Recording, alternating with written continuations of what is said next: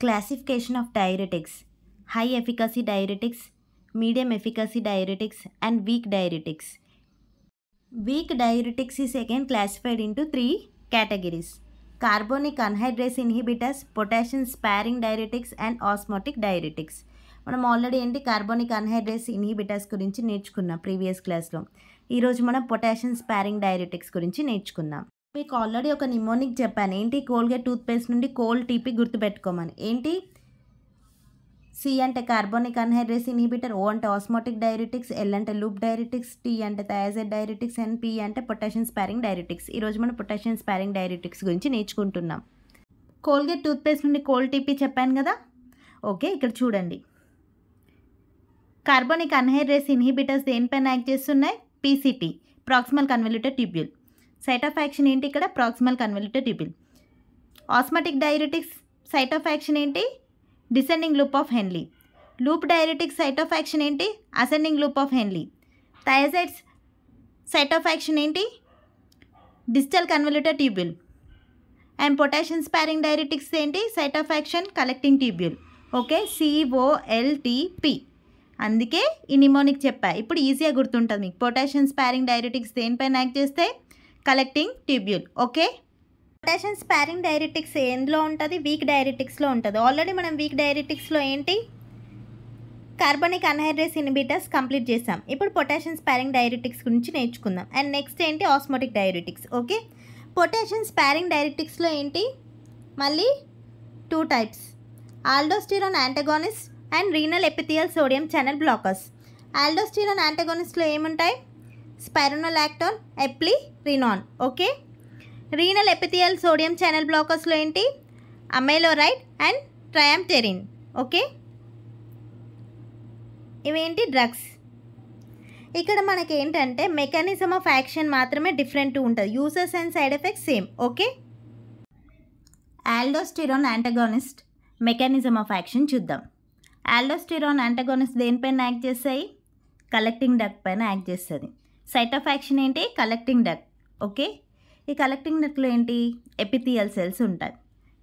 One side the capillary containing blood and the other side lumen containing urine. Okay, epithelial సెల్స్కి ఒక side ఏముంటుంది? Blood capillary ఉంటుంది, అందులో ఏముంటుంది? బ్లడ్ ఉంటుంది. అండ్ ఇంకో సైడ్ లుమెన్ ఉంటుంది, లుమెన్లో ఏముంటుంది? యూరిన్ ఉంటుంది. ఓకే, ఇక్కడ బేసోలాటరల్ మెంబ్రెయిన్ ఉంటుంది, లుమెన్ సైడ్ ఏముంటుంది? లుమినల్ మెంబ్రెయిన్ ఉంటుంది. ఓకే, ఇప్పుడు ఫస్ట్ నార్మల్గా ఏమవుతుందో తెలుసుకుందాం, తర్వాత స్పైరోనోలాక్టోన్ డ్రగ్ ఇచ్చాక ఏమవుతుందో తెలుసుకుందాం. ఓకే, ఫస్ట్ నార్మల్గా ఏమవుతుంది? మీకు అందరికీ తెలుసు, కిడ్నీస్ పైన అడ్రినల్ గ్లాండ్ ఉంటుంది. అడ్రినల్ గ్లాండ్ ఏం సిక్రెట్ చేస్తుంది? ఆల్డోస్టిరాన్ని సిక్రెట్ చేస్తుంది. అడ్రినల్ గ్లాండ్ ఆల్డోస్టిరాన్ని బ్లడ్లోకి సిక్రెట్ చేశాక ఈ బ్లడ్ అన్ని సెల్స్లోకి వెళ్తుంది. అలానే కలెక్టింగ్ డక్ట్లో కూడా వస్తుంది. కలెక్టింగ్ డక్ట్లో మనకి మినరల్ కార్టికాయిడ్ రెసెప్టార్ ఉంటుంది. ఓకే, మినరల్ కార్టికాయిడ్ రెసెప్టార్కి ఈ ఆల్డోస్టిరాన్ బైండ్ అవుద్ది. ఓకే, బైండ్ అయినప్పుడు ఏమవుతుంది? కాంబినేషన్ అనేది ఫామ్ అవుతుంది. ఏం కాంబినేషన్ అనేది? Aldosterone and mineral corticoid combination అనేది ఫామ్ అవుతుంది.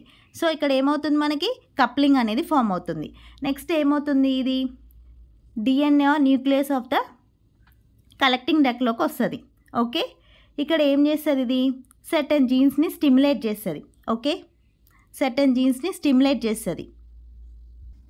ఎలా స్టిమ్యులేట్ చేస్తుంది? With the help of transcription and translation. Okay, అప్పుడు ఏమవుతుంది? Certain proteins are formed. ఈ ప్రోటీన్స్ని మనం ఏమంటున్నాం? ఆల్డోస్టిరాన్ ఇండ్యూస్ ప్రోటీన్స్ అంటున్నాం. ఎందుకు? These proteins are induced by aldosterone, అందుకే మనం ఆల్డోస్టిరాన్ ఇండ్యూస్ ప్రోటీన్స్ అంటాం. ఓకే, ఆల్డోస్టిరాన్ ఇండ్యూస్ ప్రోటీన్స్ అని అంటున్నాం. ఓకే, ఈ ఏఏపి అంటే ఏంటి? Aldosterone induce protein. ఓకే, ఈ ఆల్డోస్టిరాన్ ఇండ్యూస్ ప్రోటీన్ ఏం చేస్తుంది?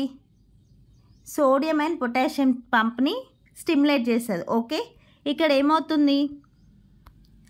More and more sodium influx అవుతుంది అండ్ మోర్ పొటాషియం ఈఫ్లక్స్ అవుతుంది. ఓకే, అంటే సోడియం అనేది బ్లడ్లోకి రీఅబ్సర్ప్షన్ అవుతుంది, పొటాషియం అనేది యూరిన్లో ఎక్స్క్రీట్ అవుతుంది. ఓకే, ఇదేంటి? నార్మల్ ఫంక్షన్, ఇదేంటి? నార్మల్గా జరిగేది. నెక్స్ట్ ఇప్పుడు మనం స్పైరోనోలాక్టోన్ డ్రగ్ ఇస్తున్నాం. ఏమవుతుంది ఇప్పుడు స్పైరోనాలాక్టోన్ అన్ని డ్రగ్స్ మీకు తెలుసు ఆల్రెడీ. ఏంటి? Loop diuretics, thiazides, carbonic anhydrase inhibitors, ఇవేంటి లుమెన్లోకి వచ్చి యాక్ట్ చేస్తుంది. బట్ ఇక్కడ ఏంటి బేసోలాటరల్ మెంబ్రేన్ దగ్గరనే యాక్ట్ చేస్తుంది. సో ఇదేంటి మళ్ళీ లుమెన్లోకి రావట్లేదు, ఇక్కడ బ్లడ్ దగ్గరే యాక్ట్ చేస్తుంది. ఓకే, అందుకే ఇక్కడ ఏంటంటే యూరిక్ యాసిడ్ సైడ్ ఎఫెక్ట్ మనం చూడం. అదే ఇక్కడైతే ఇది ఇక్కడ నుండి ఇక్కడికి వచ్చినప్పుడు ట్రాన్స్పోర్టర్ తీసుకుంటుంది. దేంట్లో? లూప్ డైరెటిక్స్లో, థయాజైడ్స్లో, అండ్ ఇంకేంటి కార్బోనిక్ అన్హైడ్రేస్ ఇన్హిబిటర్స్లో ఏంటి ఇది లుమెన్లోకి వస్తుంది. కాబట్టి మనం యూరిక్ యాసిడ్ ఎక్కువ అయ్యి ఏమవుతుంది గౌట్ సైడ్ ఎఫెక్ట్ చూస్తున్నాం. బట్ ఇక్కడ ఉండదు. ఓకే, ఎందుకంటే ఇది లుమినల్ మెంబ్రేన్ సైడే యాక్ట్ చేస్తుంది. ఓకే, ఇప్పుడు మనం స్పైరోనాలాక్టోన్ డ్రగ్ ఇచ్చాక ఏమవుతుంది? ఇది లుమినల్ మెంబ్రేన్ దగ్గర యాక్ట్ చేస్తుంది అని చెప్తాం కదా, ఇటు సైడే యాక్ట్ చేస్తుంది. ఓకే, ఇది ఏం చేస్తుంది? ఎంఆర్ రిసెప్టర్ని బ్లాక్ చేస్తుంది. ఎంఆర్ రిసెప్టర్ అంటే ఏంటి? Mineral corticoid receptor. దీన్ని బ్లాక్ చేసింది. బ్లాక్ చేసినప్పుడు ఏమవుతుంది? ఆల్డోస్టిరాన్ మినరల్ కార్టికాయిడ్ కాంబినేషన్ అనేది ఫామ్ కాదు. ఓకే, ఇక్కడ ఏంటి కాంబినేషన్ అనేది ఫామ్ అవ్వట్లేదు, కప్లింగ్ కూడా ఫామ్ అవ్వట్లేదు. ఓకే, కాంబినేషన్ అవ్వట్లేదు and not occurring coupling. Okay, ఇప్పుడు ఏమవుతుంది? ఇది DNA are nucleus of the సీడీకి రాదు, అంటే కలెక్టింగ్ ద న్యూక్లియస్ ఆర్ డిఎన్ఏలోకి రాదు. అప్పుడు ఏమవుతుంది? సర్టెన్ జీన్స్ని స్టిమ్యులేట్ చేయదు. సర్టెన్ జీన్స్ని స్టిమ్యులేట్ చేయకపోవడం వల్ల ఏంటి మనకి ఇక్కడ ఆల్డోస్టిరాన్ ఇండ్యూస్ ప్రోటీన్ అనేది ఫామ్ కాదు. ఆల్డోస్టిరాన్ ఇండ్యూస్ ప్రోటీన్ ఫామ్ కాకపోతే స్టిమ్యులేట్ చేయదు. అప్పుడు ఏమవుతుంది? రివర్స్ అవుతుంది. ఓకే, అప్పుడు ఏమవుతుంది? రివర్స్ అవుతుంది యాక్షన్. రివర్స్ అంటే ఏం చేస్తుంది? ఇక్కడ సోడియంని ఎక్స్క్రీట్ చేస్తుంది. ఇంతకుముందు ఏంటి సోడియం బ్లడ్లోకి రీఅబ్సర్ప్షన్ చేస్తుంది, ఇక్కడ ఏంటి సోడియంని యూరిన్లో ఎక్స్క్రీట్ చేస్తుంది. So water follows sodium. అప్పుడు ఏమవుతుంది? సోడియంతో వాటర్ కూడా యూరిన్లో ఎక్స్క్రీట్ అవుతుంది. ఓకే, ఏంటి ఇక్కడ loss of sodium and water in urine, diuresis అవుతుంది కదా. ఓకే, ఇక్కడ పొటాషియం ఏంటి ఈఫ్లక్స్ అవుతుందని చెప్తున్నాం. నార్మల్గా ఏంటి యూరిన్లో ఎక్స్క్రీట్ అవుతుంది. బట్ ఇక్కడ స్పైరోనాలాక్టోన్ ఇచ్చినప్పుడు ఏమవుతుంది? రివర్స్ అవుతుందని చెప్పాం కదా. సో పొటాషియం అనేది ప్రిజర్వ్ చేస్తుంది. మోర్ అండ్ మోర్ పొటాషియం ఏంటి కన్సర్వ్ చేస్తుంది బ్లడ్లో. Okay, more and more potassium ఏంటి బ్లడ్లో ఉంటుంది. ఇక్కడ ఏంటి హైపర్ కెలెమియా చూస్తున్నాం. మిగతా డైరెటిక్స్లో ఏంటి హైపోకెలెమియా చూస్తున్నాం, అంటే మనం పొటాషియంని లాస్ అవుతున్నాం. బట్ ఇక్కడ పొటాషియంని ప్రిజర్వ్ చేస్తున్నాం. సారీ, ఈ డ్రగ్ ఏంటి పొటాషియంని ప్రిజర్వ్ చేస్తుంది. సో హైపర్ కెలెమియా చూస్తున్నాం. అందుకే ఇక్కడ పొటాషియంని అది ప్రిజర్వ్ చేస్తుంది, పోకుండా ఆపేస్తుంది. కాబట్టి మనం పొటాషియం స్పారింగ్ డైరెటిక్స్ అంటున్నాం. అందుకే మనం potassium sparring diuretics renal epithelial sodium channel blockers. అందులో ఏంటి drugs? Amiloride and triamterene. Okay, ఈ 2 డ్రగ్స్ ఉంటాయి. ఇప్పుడు మనం దీని మెకానిజం ఆఫ్ యాక్షన్ చూద్దాం. ఆల్రెడీ ఏంటి aldosterone antagonist mechanism of action చూసాం కదా. ఇప్పుడు దీని మెకానిజం ఆఫ్ యాక్షన్ చూద్దాం. Renal epithelial sodium channel blockers ఇవి దేనిపైన యాక్ట్ చేస్తాయి? Collecting duct. Site of action ఏంటి? Collecting duct. ఓకే, ఇక్కడ ఏంటి ఎపిథియల్ సెల్స్ ఉంటాయి. One side capillary containing blood and the other side lumen containing urine. Okay, ఒక side ఏంటి బ్లడ్ ఉంటుంది, ఇంకో సైడ్ ఏంటి యూరిన్ ఉంటుంది. ఇక్కడ మనం అమైలోరైడ్ డ్రగ్ ఇవ్వగానే ఇది ఏం చేస్తుంది?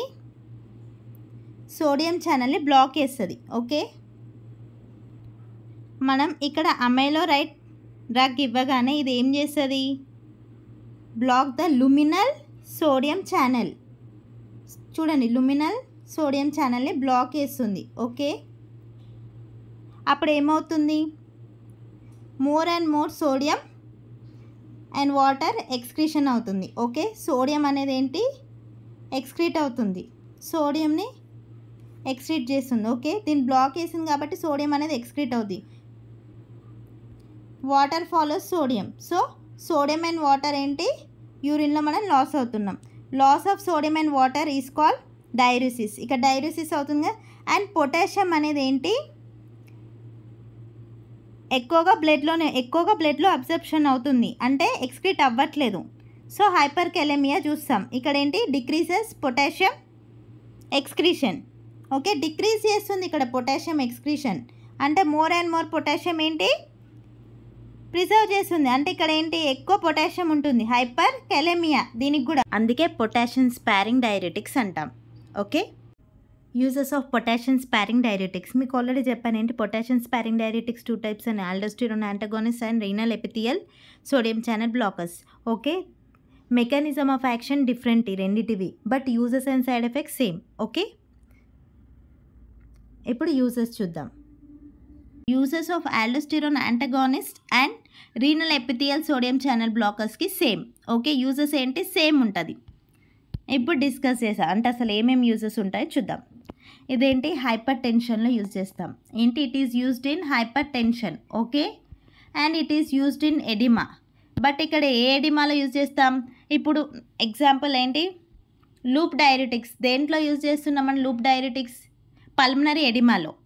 అండ్ థయాజైడ్స్ దేంట్లో యూజ్ చేస్తున్నాం? కార్డియాక్ ఎడిమాలో. ఇదేంటి ఎడిమా ఆఫ్ లివర్ సిరోసిస్. ఏంటి లివర్ సిరోసిస్ ఎడిమాలో మనం యూజ్ చేస్తున్నాం. ఓకే, ఏంటి లివర్ సిరోసిస్ ఎడిమాలో యూజ్ చేస్తున్నాం. Okay, and it is used in cardiac heart failure. Okay, ఇది ఎప్పుడు యూజ్ చేస్తాం మనం? కార్డియాక్ హార్ట్ ఫెయిల్యూర్లో కూడా యూజ్ చేస్తాం. And hyperkalaemia due to any reasons, అప్పుడు కూడా మనం ఏంటి ఈ డైరెటిక్స్ యూజ్ చేస్తాం. ఎందుకంటే ఇది పొటాషియం లెవెల్స్ని ఇంక్రీజ్ చేస్తుంది బట్ డిక్రీజ్ చేయదు. హైపర్కెలెమియా ఉంటుందని చెప్పాను కదా, అందుకనే ఇది యూజ్ చేస్తాం.